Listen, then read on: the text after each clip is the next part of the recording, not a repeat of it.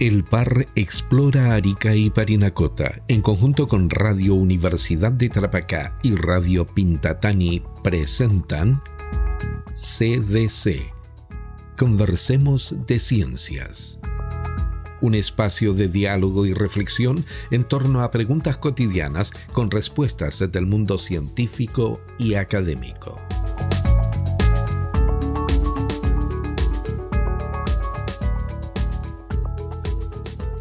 Más de alguna vez habrás escuchado que las niñas, los niños y jóvenes son el futuro de nuestro planeta.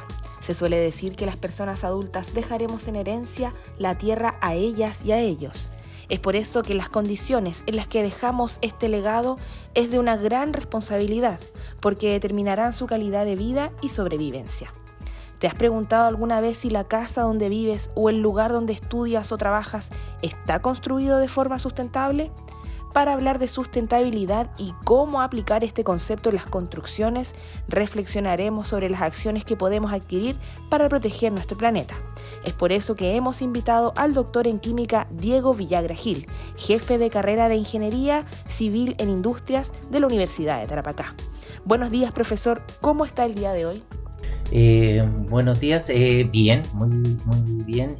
Feliz de que me hayan invitado para poder contar un poquitito lo que estamos haciendo en pos de rescatar algunas cosas de este medio ambiente, de este planeta que estamos un poquitito maltratando. Perfecto. Bienvenidos entonces y bienvenidas a Conversemos de Ciencia. Mi nombre es Camila Nieto Rudolph y los acompañaré en este nuevo capítulo que hemos preparado junto al equipo de CDC y el profesor Diego Villagra. Hecha esta introducción, saludamos a nuestros queridas y queridos radioescuchas, tanto a quienes nos escuchan desde la señal FM como a quienes nos escuchan desde las plataformas digitales. La pregunta que mueve nuestra curiosidad el día de hoy es: ¿cómo se puede construir de forma sustentable? A continuación escucharemos una breve presentación académica de nuestro invitado. Diego Andrés Villagra Gil, un doctor en química que, sin ser arquitecto ni dibujante técnico, construye. Desde pequeño le gustó la química, experimentar y comprender de qué está formado todo a su alrededor. Siempre tuvo el apoyo incondicional de su familia. Los ejemplos que observó en su entorno cercano y familiar le hicieron pensar en la sustentabilidad, aplicado en todo sentido, incluso en lo emocional. Terminó relacionándose con la construcción por ayudar a limpiar y reparar la casa de sus padres. Su curiosidad científica le llevó desde la química a la construcción sustentable con su propia casa y las de sus familiares. Ya tiene diseñada en su mente la casa sustentable en la que quiere vivir su etapa de jubilación. El día de hoy conversaremos sobre construcciones sustentables y cómo éstas aportan a mejorar la huella negativa que hemos dejado como especie humana en nuestro planeta.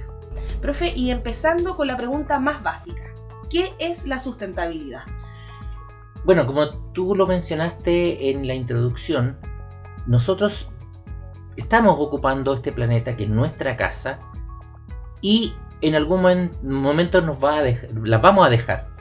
Y en ese momento se las vamos a dejar a nuestros hijos, a nuestros nietos. ¿Qué le dejamos a ellos? ¿Qué cosa va a quedar en el planeta en el momento de que ellos vivan y se desarrollen? Entonces, si queremos que ellos vivan bien, tenemos que dejar la suficiente materia prima, las suficientes condiciones para que ellos puedan hacerlo en óptimas condiciones. Es un poquitito el concepto de sustentabilidad.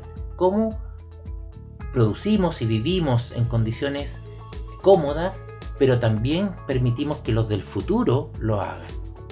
Perfecto. La sustentabilidad es un concepto con una amplia visión sobre cómo construir un futuro en común, haciendo uso consciente y responsable de los recursos, sin agotarlos, sin exceder su capacidad de renovación y sin comprometer el acceso de las personas a estos recursos. Se debe producir bienes y servicios a partir de recursos naturales, energéticos, económicos, sin la producción de más y más nuevos contaminantes. ¿Es así, profesor? Claro, justamente si nosotros queremos vivir bien, porque es lo que buscamos todos, tener una buena calidad de vida, si queremos tener esa buena calidad de vida necesitamos bienes y servicios. Y esos bienes y servicios lo tiene que producir la industria. Y por eso que mi carrera tiene que ver un poco con eso, porque los ingenieros industriales tienen que preocuparse de la producción, pero que esa producción no sea dañina para el medio ambiente. Entonces, ¿cómo producimos todo lo que necesitamos sin dañar en exceso nuestro planeta? Y ahí es donde nosotros podemos pensar, ¿y los materiales que ya usamos se pueden volver a usar? Y podemos entonces disminuir la cantidad de extracción de materiales nuevos desde la naturaleza y empezar a recuperar parte de los que ya hemos usado y los tenemos botados, acumulados en basurales, en vertederos y hasta en las calles. Me llama la atención cómo nosotros como especie humana producimos tanta basura, no así las diversas especies que nos acompañan en este planeta, las hormigas, las arañas, los delfines, los animales. Hay ejemplos de la naturaleza en los que se ha basado las ciencias y la tecnología para avanzar en sustentabilidad. Claro, hay muchos animales y toda la vida silvestre nos da constantemente ejemplos de sustentabilidad. Por ejemplo, tenemos naturalmente insectos que son carroñeros o que degradan las basuras de otros. Entonces, estos insectos consumen las materias orgánicas que están en descomposición o que están sobrando o que están en exceso y las transforman o la bioconvierten en nueva proteína o en nuevas materias o en nuevos insectos que son a la larga alimentos para otros. Entonces, la naturaleza siempre nos está dando ejemplos. Y hay una corriente que se preocupa de eso, que es la biomimética, es decir, cómo podemos copiar a los insectos o a la naturaleza, entonces a las cosas vivas, y así tomar buenos ejemplos de ellos. Recuerdo haber escuchado un ejemplo de una avispa que tenía que solamente producía solamente comía durante su etapa larvaria. ¿Usted conoce Claro, ese ejemplo? sí. Esa es una mosca, en realidad, que parece una avispa por su forma, por su morfología, pero es una mosquita que se llama mosca soldado negro. Como muchos otros insectos que pueden bioconvertir materiales, este insecto en toda su etapa larvaria se alimenta de material orgánico que, si no se los come, se van a descomponer, ¿verdad? Y cuando termina su etapa larvaria, se transforma por la metamorfosis en una mosca voladora, parecida a una avispa bien negrita, y que esta avispa ya no consume nada más cuando está en su estado adulto. Entonces solo se reproduce y vuelve a tener crías que van a alimentarse nuevamente de algún material en descomposición. Ejemplos de la naturaleza, entonces. Claro, porque algo parecido hace la mosca común, pero la diferencia de la mosca común con estos insectos que podrían ser de interés para estudiarlo es que la mosca común se alimenta en estado larvario y también se alimenta en estado adulto, transfiriendo enfermedades de lugares a lugares. Es decir, si en un lugar capta un microorganismo dañino, después lo lleva a otro porque también consume alimento en otro lugar, como por ejemplo en nuestras mesas. Y ahí trae infecciones o microorganismos desde un animal muerto que está en descomposición que previamente él visitó y trae sus mismas bacterias a nuestras mesas. Por eso son tan peligrosas. En cambio, hay otros insectos que no tienen esa condición o esa necesidad de comer cuando ya llegan a adultos. Ejemplos de la naturaleza, entonces, que podemos ver para estudiar o para poder avanzar en esta materia de la sustentabilidad.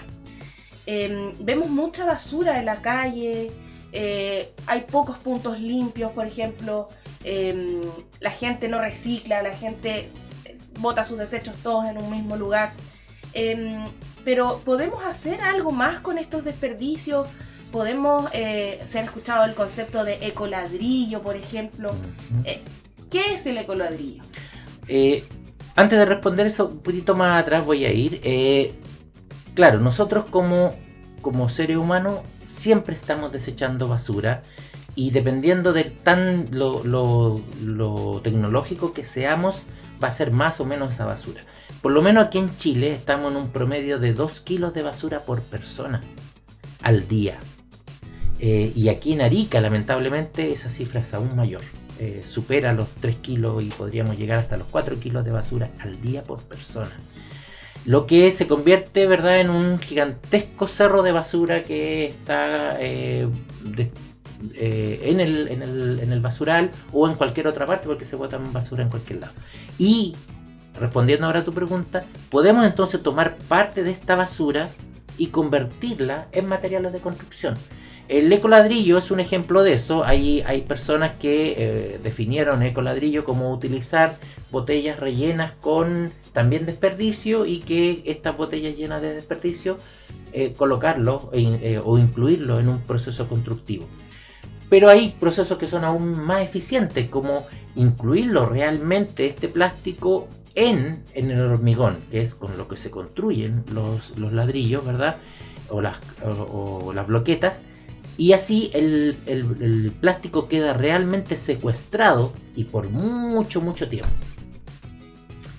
Entonces, ¿se puede construir con materiales desechables? Por ejemplo, botellas plásticas, concreto reciclado, follaje de árboles nativos. ¿Es posible reutilizar estas materias? Por supuesto, por supuesto. Todo lo que se desecha puede ser reciclado o reutilizado hasta creo que un 95%. Es decir, de los 4 kilos que botamos nosotros de basura, mucho de eso, ¿verdad? Solo, no sé, algo así como 200 gramos son realmente basura que no vamos a poder usar. Pero el resto podríamos reusarlo, los cartones en hacer aislantes térmicos, las maderas para producir nueva madera aglomerada, o mezclarlas con plásticos si las convertimos en acerrín.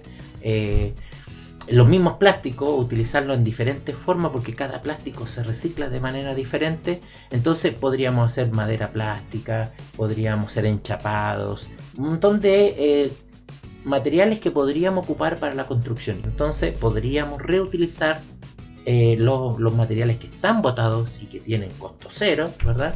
Y podríamos fabricar con ellos materiales de construcción para solucionar los problemas de habitación, que es un problema también importante dentro de nuestro país. Y ahí viene entonces vinculada a nuestra siguiente pregunta, que tiene que ver con qué acciones individuales o colectivas podemos realizar para proteger nuestro planeta, y ejemplificando con respecto a la construcción. Por ejemplo, nos mostraba usted un ejemplo que tenía que ver con la reutilización del asfalto. Entonces, ¿qué acciones individuales y colectivas podemos realizar para aportar? Claro, partiendo por las individuales, cada uno de nosotros tiene responsabilidad en lo que consume por un lado y en lo que desecha por otro. Entonces ahí es donde nosotros tendremos que preocuparnos. Este desecho podría tener una segunda vida. Si yo no lo puedo hacer, ¿hay alguien que lo pueda hacer? Entonces lo puedo trasladar a algún punto limpio, como tú mencionabas, o alguna planta de reciclaje. Lamentablemente hoy en Arica no existe plantas de reciclaje, pero tengo entendido que por un proyecto de la municipalidad o de una corporación están construyendo uno. Así que esperemos que este se haga, que se materialice y podamos llevar nuestros residuos a este tipo de planta. Súper. Y me surge la duda, profe, con respecto a ¿todo se puede reciclar? Todo puede que no, pero sobre el 90% de las cosas, 95% de la basura se puede reciclar. Solo los materiales peligrosos o los de muy difícil tratamiento son los que no se pueden reciclar, como compuestos químicos peligrosos, etc. Pero todo lo demás, papel, plástico, concreto, asfalto, todo se podría reciclar.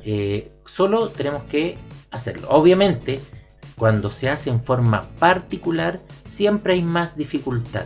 Ojalá todo se hiciera en forma industrial, con lo cual habría una mayor eficiencia en la recuperación de esos materiales, que son muchos y que es gigantesca la cantidad.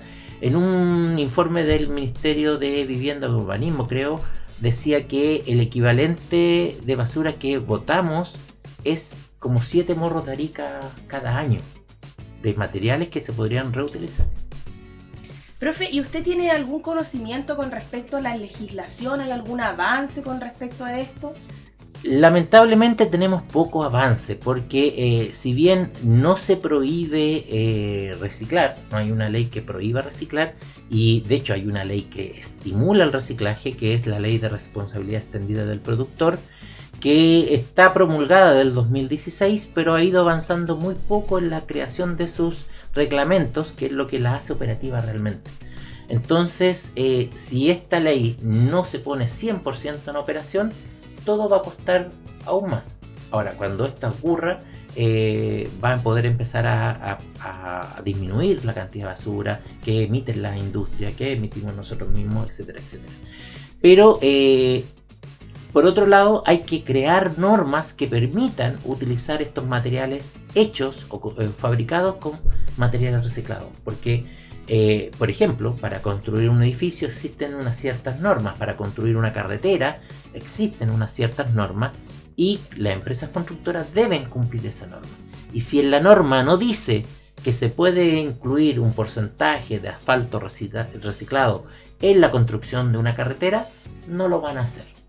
Por ejemplo, en Alemania está la norma y permiten hasta un 50% de utilización de asfalto reciclado en un asfalto nuevo.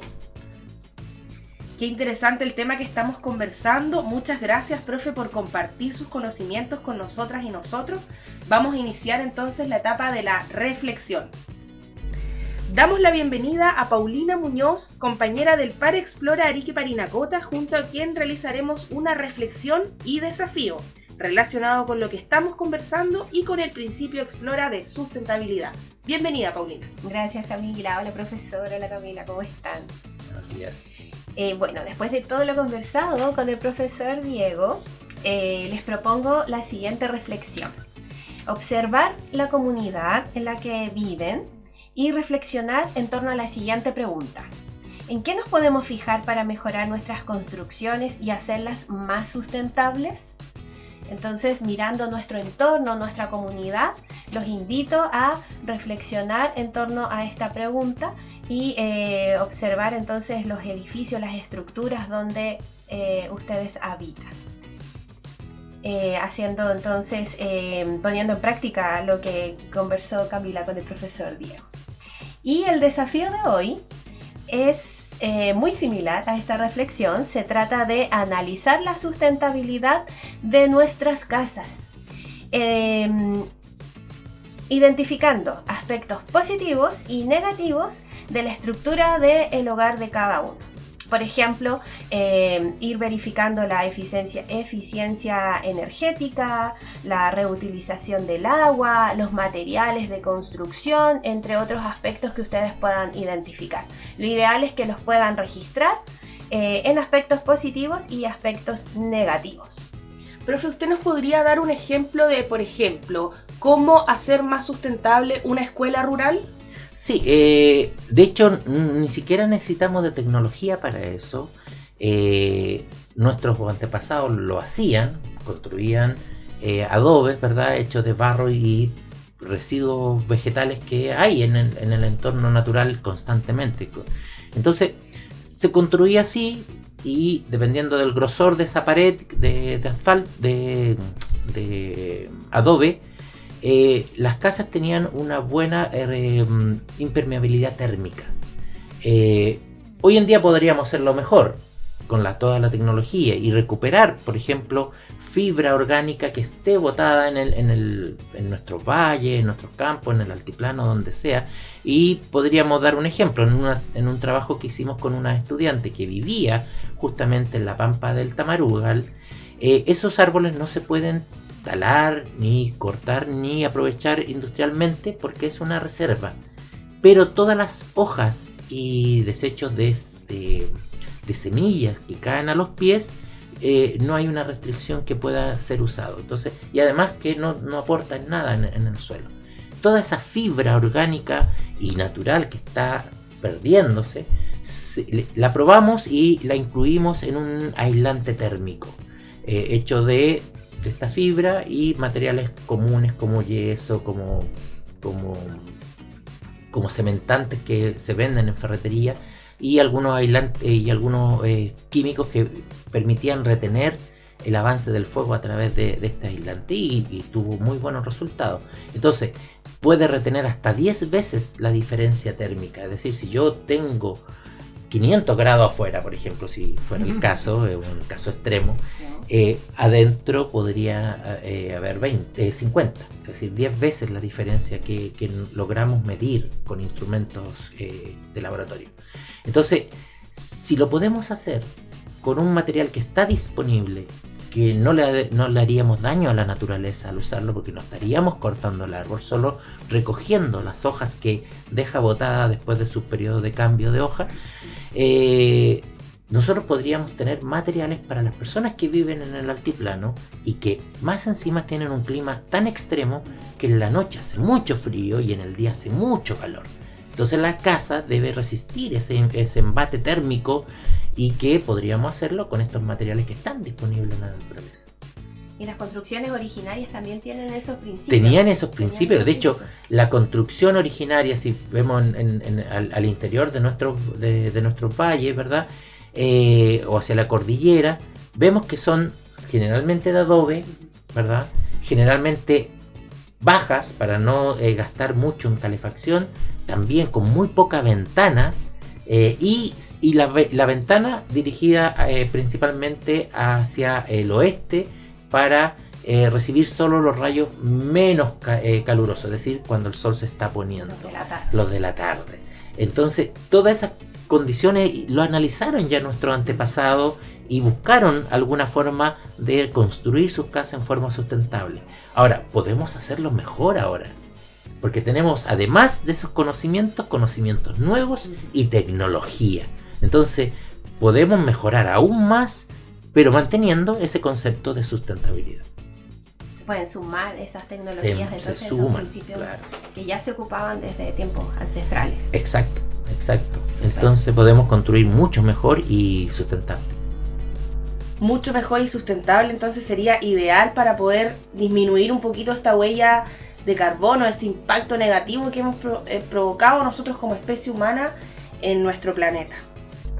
Profesor, y en el caso de que nuestros auditores no encuentren aspectos positivos con respecto a la sustentabilidad de sus casas y todo está construido desde principios no sustentables, ¿cómo se puede mejorar esa infraestructura? ¿Es posible mejorar una infraestructura? Claro, si desde inicio no se construyó sustentable porque no se tenía el conocimiento o sencillamente habían técnicas constructivas que no lo consideraron solamente, podemos revisar justamente, como ustedes decían, qué cosa podría mejorarse dentro de mi colegio, de mi casa. Por ejemplo, la aislación térmica es una de las cosas que generalmente siempre nos falla, tanto en casas como en recintos públicos como un colegio. A veces las paredes son solo de material sencillo y que quedan espacios que podrían rellenarse con, como decía, por ejemplo, con papel picado, remojado y mezclado con yeso, y rellenar estos espacios de las paredes, con lo cual generaríamos un aislante térmico. Y ya la sala no sería ni tan caliente en el verano ni tan fría en el invierno, o en la noche, en la mañana, dependiendo el cambio que haya de temperatura en el lugar. Lo mismo si, por ejemplo, en nuestra casa o en nuestro colegio no se recuperan las aguas, a lo mejor podríamos empezar a recuperar esas aguas y empezar a tener, no sé, un tratamiento sencillo que se puede hacer de aguas grises. Obviamente no nos vamos a meter con las aguas más complicadas, claro, que son las negras, porque podríamos tener enfermedades asociadas, ¿verdad? Pero las aguas grises, las que se desechan en los lavamanos, ¿verdad?, en los lavaplatos, las podemos recuperar, y con un proceso muy sencillo podríamos reutilizarlas para regar nuestros mismos árboles. ¿Y cómo aprendemos a eso? ¿Hay información sobre eso? Sí, ¿Podrías dar recomendaciones? Hay información, hay varias organizaciones que se dedican un poquitito a esto y que existen hace años, pero también hay mucha información hasta en internet, pero hay que aprender a aplicarla y aprender a filtrar lo que realmente podamos usar, porque no todo podemos hacerlo en nuestras casas, pero sí algo podemos hacer, y ahí podría ser con una guía de un profesor, y a lo mejor también apoyarse en Explora, por ejemplo, que a través de de investigar junto al profesor de su escuela cómo podríamos mejorar alguna condición al menos de nuestra segunda casa, que es el colegio. Exacto. Y entonces el reciclaje también puede ayudar. Obvio, muchísimo. Porque antes de eso tendríamos que juntar materiales que pudiéramos reciclar con esos fines. Entonces el reciclaje en el hogar y en el colegio es importante para recolectar esos materiales que necesitaríamos para una construcción sustentable. ¿Y usted qué materiales recomendaría reciclar? Por ejemplo, mencionaba papel, claro, que en las escuelas hay mucho. Pensando en los colegios, el material más simple de recuperar y tratar sería el papel. El papel. Sería el más simple. Porque si bien el plástico también es mucho, en grandes cantidades, el plástico necesita un poquito más de instrumentos, como un horno para poder fundirlo, o otras condiciones un poquito más complejas, pero sí en una escuela se podría hacer el reciclaje de papel de varias formas. Invitamos entonces a todas las escuelas a que puedan reciclar, porque en las escuelas se desecha mucho papel de prueba, de planificaciones, documentos, que ahora con el uso del internet, ¿cierto? Y nubes, no son necesarios que se mantengan. Entonces se pueden reutilizar para poder mejorar las infraestructuras de nuestro segundo hogar, que son las escuelas, y de nuestras casas también. Así es, todos y todas entonces podemos aportar un granito de arena para cambiar un poquito esta situación en la que nos encontramos tan catastrófica, de la contaminación por todos lados, la basura, también ser un poco ordenado. Yo, por ejemplo, en mi caso particular, reciclo el vidrio, reciclo el plástico, así que también hacer la invitación a todos a quienes nos escuchan, que también hagan su aporte. De a poquito todos podemos hacer un cambio para este planeta. Agradecemos entonces al profesor por su colaboración, también a Paulina por esta reflexión. ¿Cuál era la reflexión, Paulina? ¿Nos la repites, por favor? Era observar nuestra comunidad, principalmente el lugar donde más pasamos tiempo, ¿cierto? Nuestras casas, nuestro hogar y también las escuelas. Y observar en qué nos podemos fijar para mejorar nuestras construcciones y hacerlas más sustentables. A propósito también del ejemplo que nos daba el profesor con respecto al reciclaje de papel para poder hacer más aislante, ¿cierto? Nuestras salas, nuestras casas. Y el desafío era analizar la sustentabilidad de nuestros hogares o de nuestras escuelas, identificando aspectos positivos y negativos de las estructuras de las casas o de las escuelas. Súper, entonces llegamos hasta el final de este capítulo de Conversemos de Ciencia del Par Explora Arica y Parinacota. Los y las invitamos a revivir este capítulo y todos los anteriores que hemos realizado junto al equipo de CDC. A través de nuestras redes sociales o nuestra página web podrán encontrar este y otros capítulos. Muchas gracias por aprender con nosotras y con nosotros. Gracias, profesor Diego, por participar en esta instancia y por motivar también a los niños y niñas a ver la sustentabilidad, a aprender sobre la sustentabilidad.